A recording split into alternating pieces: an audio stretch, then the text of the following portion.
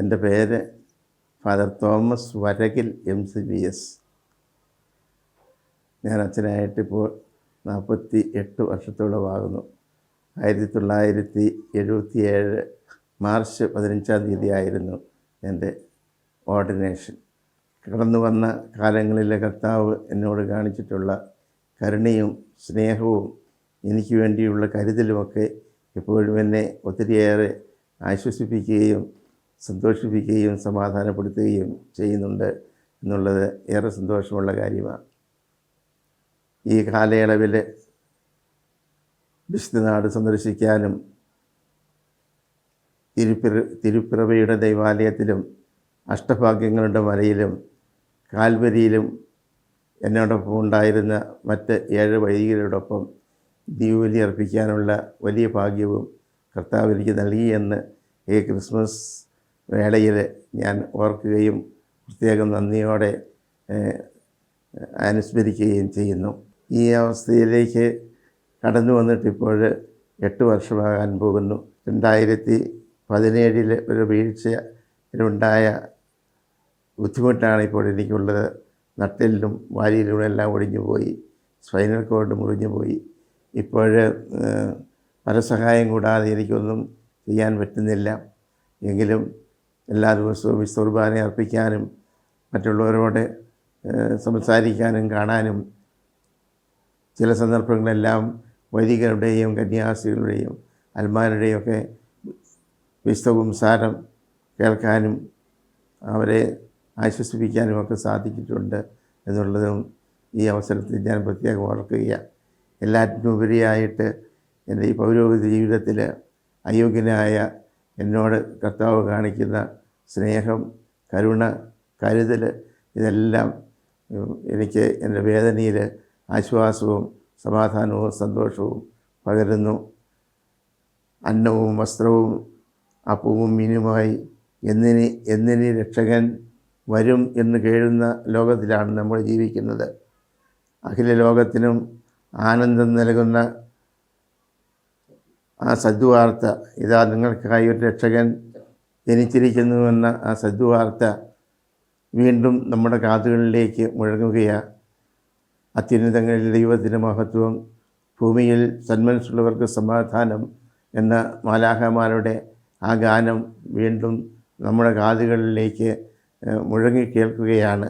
ഈ സന്ദർഭത്തിൽ ദുഃഖിതരെ നിങ്ങൾ ഭാഗ്യവാന്മാർ, പീഡിതരെ നിങ്ങൾ അനുഗ്രഹീതർ, എന്നാൽ സ്വർഗരാജ്യം നിങ്ങൾക്കുള്ളതാണ് എന്നരുളി ചെയ്തുകൊണ്ട് കുഞ്ഞുമനസ്സിൻ നൊമ്പരങ്ങൾ ഒപ്പിയെടുക്കാൻ ഈ ലോകത്തിലേക്ക് കടന്നു വന്ന ഉണ്ണീശോയുടെ തിരുപ്പിറവിയുടെ സന്തോഷത്തിൽ ഏറ്റവും കൂടുതൽ ആഹ്ലാദിക്കുകയും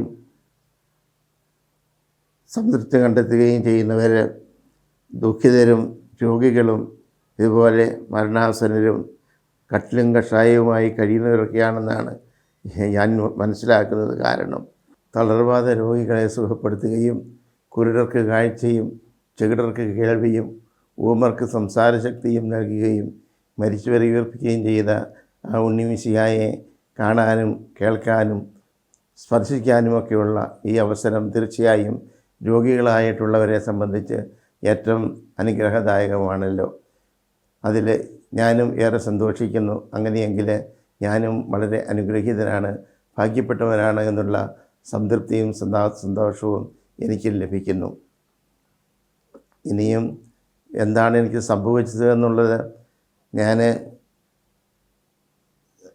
2017 മെയ് മാസം 8-ാം തീയതി എൻ്റെ വീട്ടിൽ ആയിരിക്കുമ്പോൾ അയൽവക്കത്തുള്ള വീട്ടിൽ ഒരു റംബുട്ടാൻ മരം ഒടിഞ്ഞു വീണ് കിടക്കുന്നത് കണ്ടു.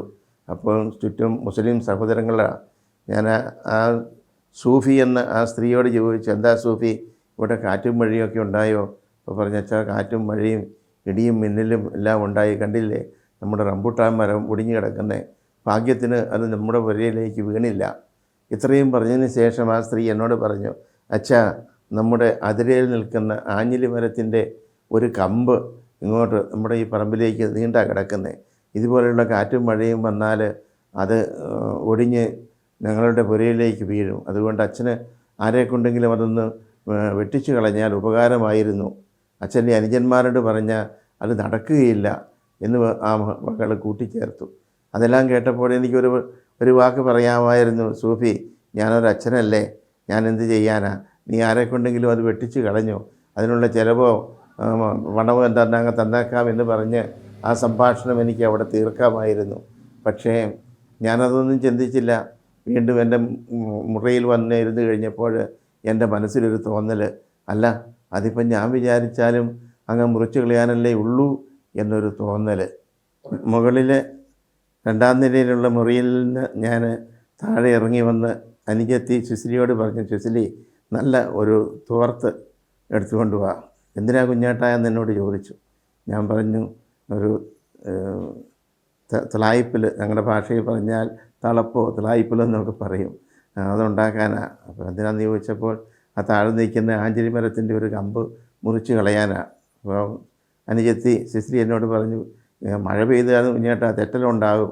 ഞാൻ പറഞ്ഞു, സാരമില്ല, ഇന്നലെയല്ലേ മഴ പെയ്തത് എന്ന് പറഞ്ഞ് ഞാൻ ആ തോർത്ത് നമ്മുടെ നാടൻ രീതിയിൽ ഇങ്ങനെ ചുറ്റിച്ച് ഒരു തളപ്പ്, ഒരു തിളായിപ്പ് കെട്ടി വാക്കത്തി എടുത്തുകൊണ്ട് വരാൻ പറഞ്ഞു.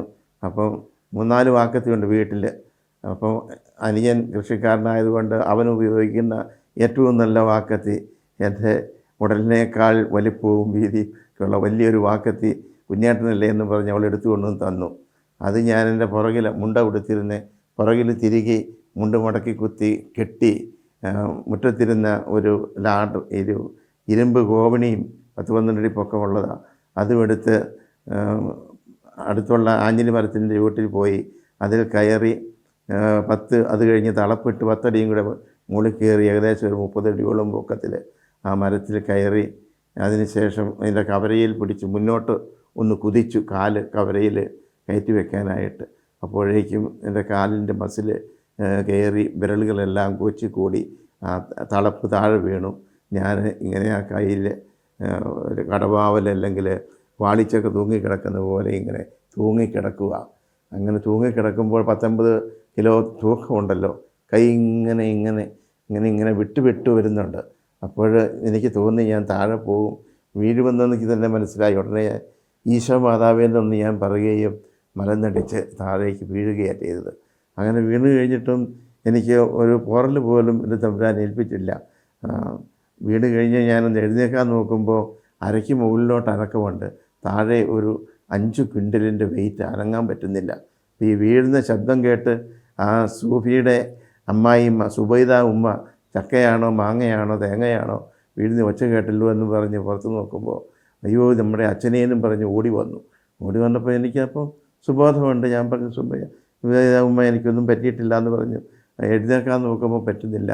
ഉടനെ പിന്നെ സുബൈദ അമ്മ ആളുകളെയൊക്കെ വിളിച്ചു കൂട്ടി എല്ലാവരും വന്ന് ആംബുലൻസിൽ ആശുപത്രിയിൽ പോവുകയാണ് ചെയ്തത്.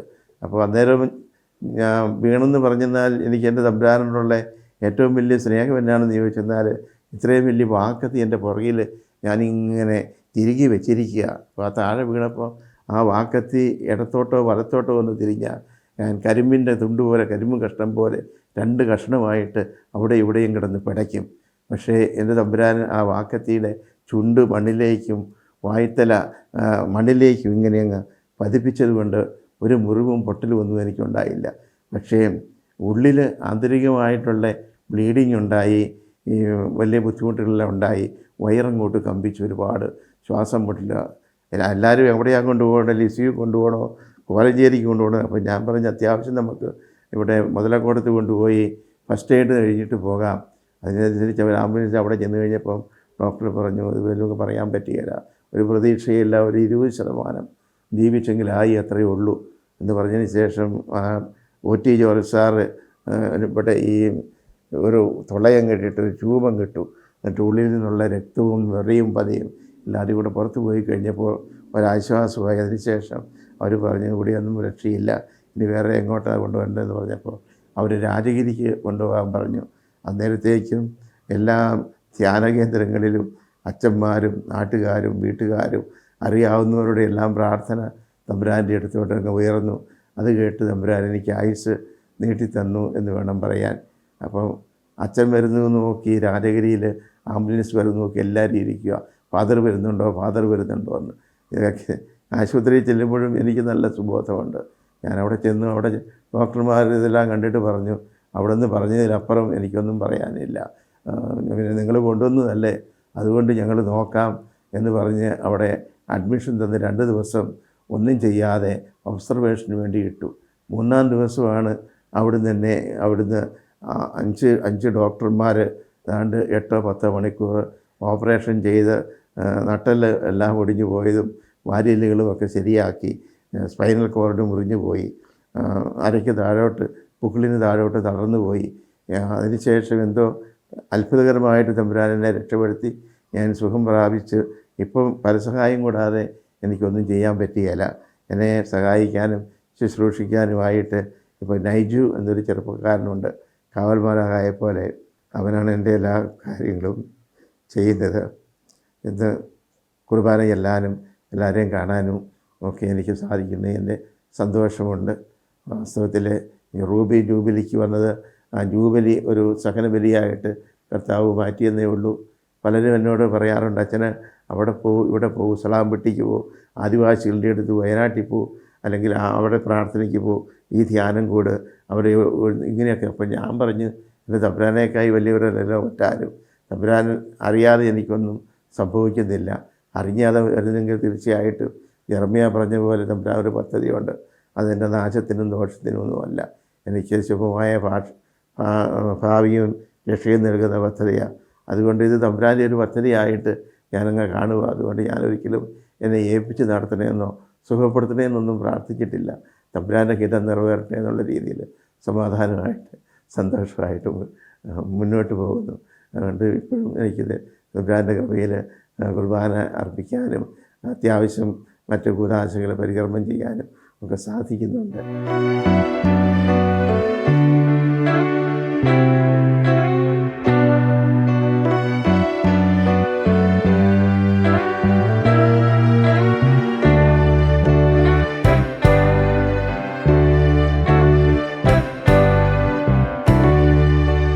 എൻ്റെ വീഴ്ചയും ഈ രോഗാവസ്ഥയും ഒക്കെ ദൈവത്തിൻ്റെ ഒരു ഹിതം, തമ്പുരാൻ്റെ ഒരു പദ്ധതി എന്ന് ഞാൻ പറഞ്ഞല്ലോ. വാസ്തവത്തിൽ ഞാൻ മനസ്സിലാക്കുന്നിടത്തോളം ഇത് എൻ്റെ വിശുദ്ധീകരണം, അതുപോലെ തന്നെ എൻ്റെ കുടുംബാംഗങ്ങളുടെ, അതുപോലെ തന്നെ ഞാൻ ഉൾക്കൊള്ളുന്ന സന്യാസ സമൂഹത്തിൻ്റെ സമർപ്പിതരുടെ, വൈദികരുടെ, അൽമായരുടെയൊക്കെ വിശുദ്ധീകരണത്തിനും പാപികളുടെ മാനസാന്തരത്തിനും ഇതുപോലെ തന്നെ വേദനിക്കുന്നവരുടെ ആശ്വാസത്തിനുമൊക്കെ ആയിട്ട് ഞാൻ പ്രാർത്ഥനയിൽ നിയോഗം വയ്ക്കാറുണ്ട്.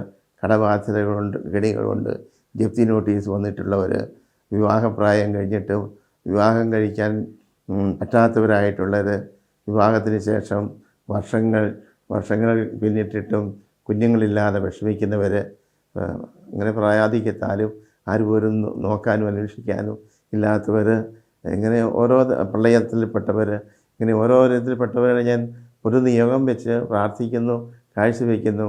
പലരും എന്നോട് വിളിക്കുമ്പോൾ പറയാറുണ്ട്, അച്ഛന് എവിടെ പ്രാർത്ഥിക്കാൻ പറ്റുമല്ലോ, ഞങ്ങളെ കൂടെ പ്രാർത്ഥനയിൽ ഓർക്കണമേ. അപ്പം ഞാൻ ഒരു നിയോഗം വെച്ച് എല്ലാവരെയും ഓർക്കുകയും പ്രാർത്ഥിക്കുകയും ഒക്കെ ചെയ്യുന്നുണ്ട്.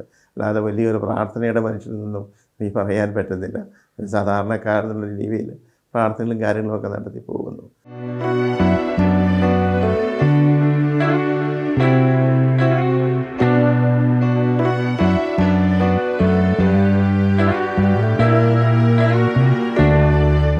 ജീവിതത്തിൽ സഹനത്തിൻ്റെ അനുഭവങ്ങൾ, നിമിഷങ്ങൾ ധാരാളമായിട്ട് എന്നിലുണ്ടായിട്ടുണ്ട്. ഒരു കാര്യം ഞാനിപ്പോൾ ഓർക്കുന്നത്, ഞാൻ എന്തോ 5-ാം ക്ലാസ്സിലോ 6-ാം ക്ലാസ്സിലോ പഠിക്കുന്ന പ്രായമാണെന്ന് ഞാൻ വിചാരിക്കുന്നു. ആ അവസരത്തിൽ വാസ്തവത്തിൽ വീട്ടിലെ ഒരു കർഷക കുടുംബത്തിലായതുകൊണ്ട് ധാരാളം ജോലികളും കാര്യങ്ങളും ചാച്ചനോടൊപ്പം ഞാനും ചെയ്യുമായിരുന്നു. ആകെപ്പാടെ എനിക്ക് വായിക്കാൻ കിട്ടുന്നത് ഒരു കുഞ്ഞു മിഷണറിയുടെ ഒരു ഞായറാഴ്ച പള്ളിയിൽ ചെല്ലുമ്പോൾ കിട്ടുന്ന അത്രയൊരു വായനയ്ക്ക് എനിക്ക് അവസരം കിട്ടിയിട്ടുള്ളൂ. ബാക്കി സമയങ്ങളൊക്കെ പലതും ജോലിയിലും പഠനത്തിലുമൊക്കെ ആയിട്ട് പോയി. ഒരു ദിവസം ഇതുപോലെ ഞായറാഴ്ച വേദപാഠത്തിന് പോയി കഴിഞ്ഞിട്ട് ആകെ കിട്ടുന്ന ഒരു രസം ഇച്ചിരി റിംഗ് ടെന്നീസ് ഉണ്ട്, പെൺകുട്ടികൾ കളിക്കുന്ന ഒരു കളിയാണ് റിംഗ് ടെന്നീസ് എന്ന് പറയും. ഞാൻ കുറച്ച് സമയം റിങ് കളിച്ചു. അതിനുശേഷം വീട്ടിൽ വരുമ്പോൾ ഏകദേശം ഒരു 2 മണി 2 മണി ഉച്ച സമയമാണ്. അപ്പം ചാച്ചൻ വീട്ടിൽ കാണല്ലേ എന്നോർത്താണ് വരുന്നത്. താമസിച്ച് ചെല്ലുമ്പോൾ വഴക്ക് പറയുമെന്നറിയാം. അതുകൊണ്ട് ചാച്ചൻ കാണല്ലേ എന്ന് ഓർത്ത് വീട്ടിൽ കയറി വരുമ്പോൾ 2 മണിയായി. അപ്പം ഞാൻ ഞങ്ങളുടെ വീട് മേരിലാൻഡിൽ ഒരു കുന്നിൻ്റെ മുകളിലാണ്. 18 നടയുണ്ട്, കരിങ്കല്ല് കീറി കെട്ടിയിരിക്കുന്ന നടയാണ്. അപ്പം ഞാൻ ആ നട കയറി മുമ്പ് വരുമ്പോൾ ചാച്ചൻ മുൻവശത്തെ തിണ്ണയിൽ കട്ടിലിൽ ഇരിപ്പുണ്ട്. എന്നോട് എവിടെയായിരുന്നടാ ഇത്ര നേരമെന്ന് ചോദിച്ചു. ഞാൻ പറഞ്ഞു, ചാച്ചാ ഇന്ന് മിഷൻ ലീഗിൻ്റെ മീറ്റിംഗ് ഉണ്ടായിരുന്നെന്ന് പറഞ്ഞു. അതെ ചേട്ടാ, മീറ്റിംഗ് ഉണ്ടായിരുന്നു, നില്ലടാ മുട്ടയിൽ എന്ന് പറഞ്ഞു. അവിടെ തന്നെ കൈയും വിരിച്ച് ആ മുൻവശത്തെ വലിയ നടയിൽ എന്നെ ചാച്ചൻ മുട്ടയെ നിർത്തി. ഞാനങ്ങനെ വിശന്ന് എൻ്റെ വയറൊരു ശിവസ്ഥാന മുസ്ലിം വയറ് പോലെ അങ്ങ് ഒട്ടിയിട്ടുണ്ട്. തലയിൽ വെയിലടിച്ചിട്ട് നിർഗന്ധല പൊള്ളിയുക. കൈ നീട്ടി പിടിച്ച് 2 കൈയും തളർന്ന് താഴോട്ട് പോകുന്നു, പക്ഷേ കൈ താക്കാൻ പറ്റുന്നില്ല. ഞാനൊരു അരമണിക്കൂർ നേരം അങ്ങനെ കയ്യും പിടിച്ച് മുട്ടുകുത്തി അങ്ങനെ നിൽക്കുക. അങ്ങനെ നിൽക്കുമ്പോൾ എൻ്റെ വല്യപ്പൻ പറഞ്ഞു, ഇടമാനെ ഏൽപ്പിച്ചു വിട്, ഇത്രയും നേരമായില്ലേ കൊച്ചെത്ര നേരമാണ് നിൽക്കുന്നതെന്ന് പറഞ്ഞപ്പോൾ അത് കേട്ടിട്ട് ഞാത്തിനൊരു കൂസലുണ്ടായില്ല. വല്യമ്മച്ചിയും വന്ന് പറഞ്ഞു, മോനെ അവനെ ഏൽപ്പിച്ചു വിട്, നേരം ഇത്രയായില്ലേ. അത്രയും കേട്ടപ്പോഴും ചാച്ചൻ ഒരു മനസ്സും കാണിച്ചില്ല. അപ്പോഴെൻ്റെ അമ്മയെന്ന് ഞാൻ വിളിച്ചിട്ടില്ല, ചാച്ചി എന്നാണ് പറയുന്നത്. ചാച്ചി വന്ന് പറഞ്ഞു, എന്നാൽ നിങ്ങൾ എന്നെയും കൂടെ കൊണ്ടുപോയി അവിടെ നിർത്തുക എന്ന് ചാച്ചി പറഞ്ഞു.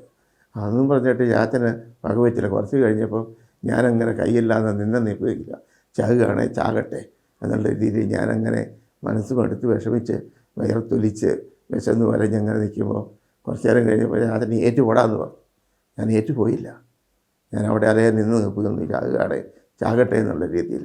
അപ്പോൾ കുറച്ച് കഴിഞ്ഞപ്പോൾ ചാച്ചൻ കട്ടിലിൽ നിന്ന് എഴുന്നേറ്റ് വന്ന് എൻ്റെ കയ്യെ പിടിച്ച് എഴുന്നേൽപ്പിച്ച് കഴിഞ്ഞപ്പം എൻ്റെ കാൽമുട്ട് രണ്ടും ചെതിരി തിന്നതുപോലെ ഉടലേക്ക് കല്ലിലേക്ക് ചേർന്ന് പതിഞ്ഞ് കറുത്ത് വടച്ച് രക്തവട്ടമില്ലാതെ ചാച്ചനും കയ്യെ പിടിച്ച് പൊക്കി ആ കാലുമുട്ടയിൽ തിരുമ്മി. അപ്പോൾ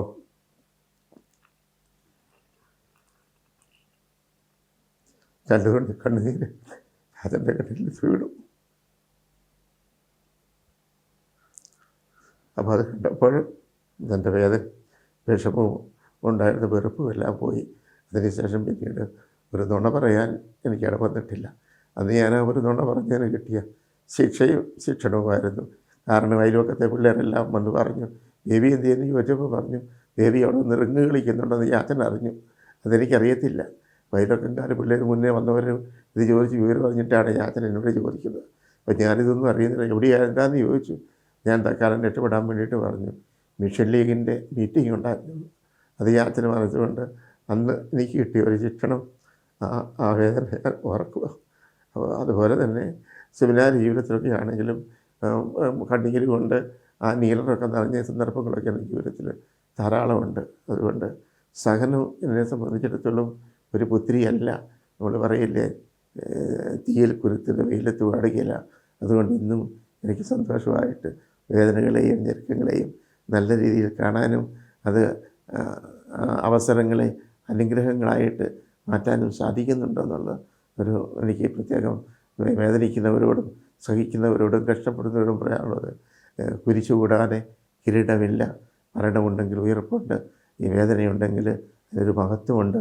അതുകൊണ്ട് എപ്പോഴും രോഗികളും മരണാസന്നരും കട്ടിലിൽ കഴിയുന്നവരും ആയിട്ടുള്ള നമുക്ക് എപ്പോഴും കർത്താവിൽ പ്രത്യാശ വയ്ക്കാനും സമാധാനിക്കാനും ഒരു വഴിയുണ്ട്. കർത്താവ് അറിയാതെ നമ്മുടെ ജീവിതത്തിൽ ഒന്നും സംഭവിക്കുന്നില്ല. കർത്താവ് അറിഞ്ഞാണ് ഇതൊക്കെ സംഭവിക്കുന്നതെങ്കിൽ തീർച്ചയായും അവിടത്തേക്ക് ഒരു വലിയ പദ്ധതിയുണ്ട്. അത് നമ്മുടെ രക്ഷയ്ക്കും വിശുദ്ധീകരണത്തിനും രക്ഷയ്ക്കും നന്മയ്ക്കും വിജയത്തിനും വേണ്ടിയാണെന്ന് നമുക്ക് ഉറച്ച് വിശ്വസിക്കാം. ഇതാണ് എൻ്റെ ബോധ്യം, എൻ്റെ ആശ്വാസം.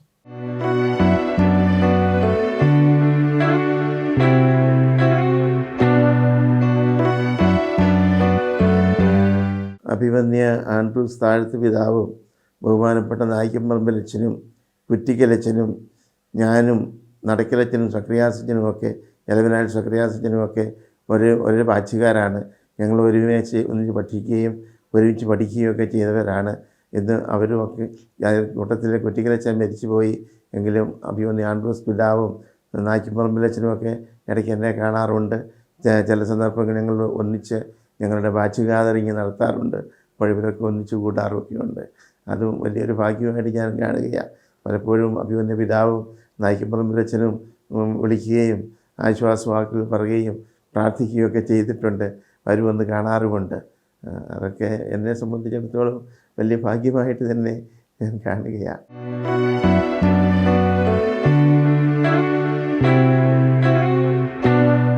എൻ്റെ വീട്ടിനെ സംബന്ധിച്ചിടത്തോളം എൻ്റെ മാതാപിതാക്കൾക്ക് ഞങ്ങൾ 10 മക്കളാണ്. 2 പേര് ചെറുപ്പത്തിൽ തന്നെ മരിച്ചുപോയി. ഇപ്പോൾ ഞങ്ങൾ 8 മക്കളുണ്ട്. 3 ആണുങ്ങളും 5 പെണ്ണുങ്ങളും. അതിൽ മൂത്തയാളാണ് ഞാൻ. എൻ്റെ 2 അനിയന്മാരും 3 പെങ്ങന്മാരും വിവാഹിതരായി മക്കളും കൊച്ചുമക്കളും ഒക്കെ ആയിട്ട് ജീവിക്കുന്നു. 2 പേര്, ഒരാൾ MSMI സഭയിൽ സിസ്റ്റർ റോസ് വരകിൽ, മറ്റൊരാൾ സിസ്റ്റർ ടെസി വരകിൽ ഹോളി സ്പിരിറ്റ് കോൺവെൻറ്റിൽ 2 പേര് കന്യാസ്ത്രീകളായിട്ടുണ്ട്.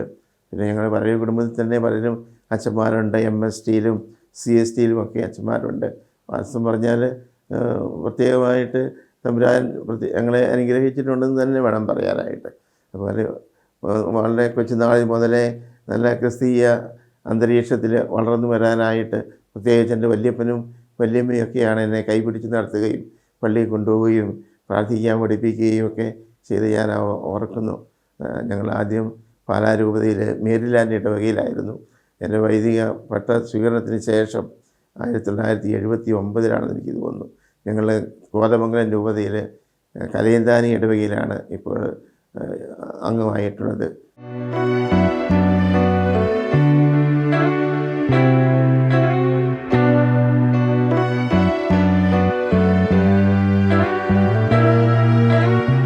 എന്നോടൊപ്പം വേദനിക്കുന്ന സഹോദരങ്ങളോട് പറയാനുള്ളത്, ഈ വേദനയും സഹനവും ഒക്കെ ഒരിക്കലും നമ്മളെ നഷ്ടത്തിലാക്കരുത്.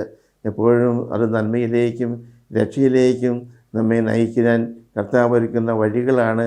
കയ്പ് നിറഞ്ഞ അനുഭവങ്ങളാണ്, വ്യക്തികളാണ്, സാഹചര്യങ്ങളാണ് എന്ന് മനസ്സിലാക്കിക്കൊണ്ട് സഹനങ്ങളോടുള്ള സമീപനം സ്നേഹമാണ്.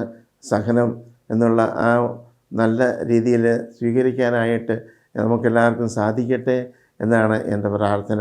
അതിന് ഈ ക്രിസ്മസിന് ഒരുങ്ങുന്ന ഈ അവസരത്തിൽ ദാസൻ്റെ രൂപം സ്വീകരിച്ച് ഈ ഭൂമിയിലേക്ക് വന്ന എളിമയുടെയും സ്നേഹത്തിൻ്റെയും ത്യാഗത്തിൻ്റെയും ഒക്കെ പര്യായമായ ആ ഈശോ തന്നെ നമ്മളെ അനുഗ്രഹിക്കട്ടെ എന്നാണ് എൻ്റെ ആശംസയും പ്രാർത്ഥനകളും.